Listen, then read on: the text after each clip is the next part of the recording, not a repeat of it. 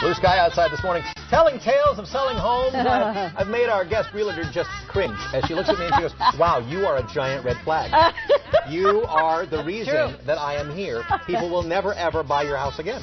Warm cookies and open houses, they seem to go hand in hand. But buyers beware, those sweet smells may be masking a big problem that could be costing you some big bucks. Local real estate professional Roxie Robertson joins us now with a few open house red flags that home buyers should not ignore. Okay, good morning. Thanks for being here. Good morning. Good morning. Thanks for having me. Okay, so we typically see this as kind of the slow home buying season. And, you know, are you seeing a slowdown of open houses or are they increasing?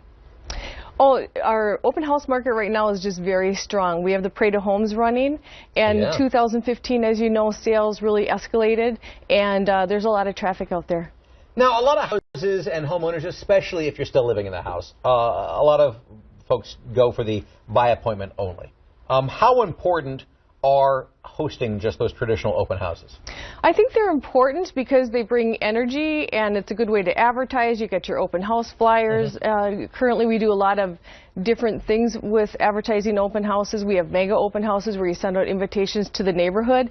It's just a good way to pump some energy into it and let everybody know this house is for sale.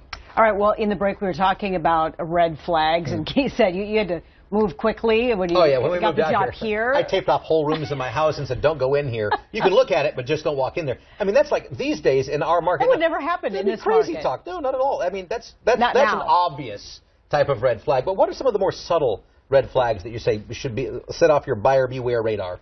Well, honestly, I've never heard of anyone taping off their bedroom doors. No, it wasn't a bedroom. It was the collection room. The Folks collection room? The room with the collection was not allowed. That would be a huge red flag, and I'm surprised you sold it as quickly as you did. 24 hours, baby. Yeah. You want people to feel real comfortable in the home. As far as red flags go, sellers really need to stop putting in the renews-it smells throughout the property. You don't need cookies baking. You don't need bread in the oven cooking. The best smell for an open house is just fresh air.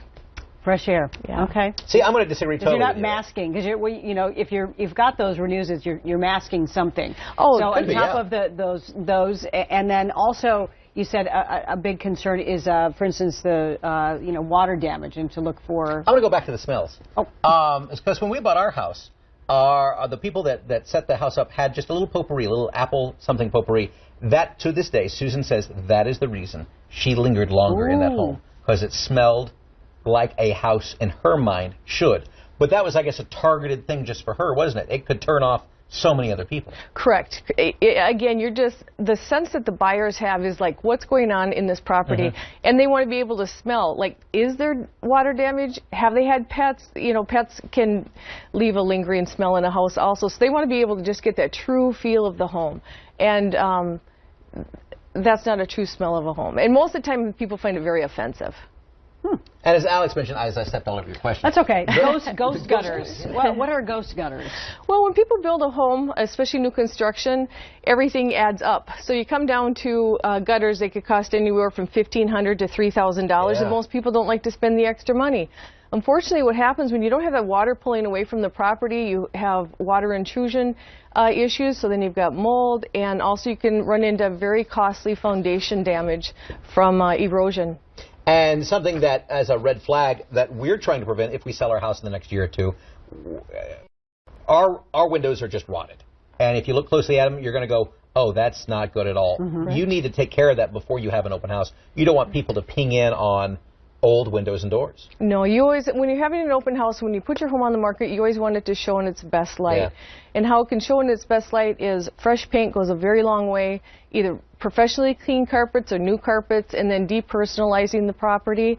And for example, take down your welcome to the Robertson-Home sign that's hanging in the foyer and let the buyer feel like this is a place where they belong. Now, unless you're smart enough to have a computer printed welcome to, and you put those people's names there as they come in. That's a really good tool. That would be clever. Right. I remember seeing the list of things that needed to be fixed in my house because I have an older house and we have ivy, which kills homes, which I love the look of. But I remember looking at the list after I thought about I might move, and I was like, it was like, went on for like 4 pages. I'm like, okay, forget that. It's not going to happen. It's expensive, too. But. Well, Roxie Robertson, ReMax Advantage Plus, thanks so much for being here this morning. My pleasure. Thank you.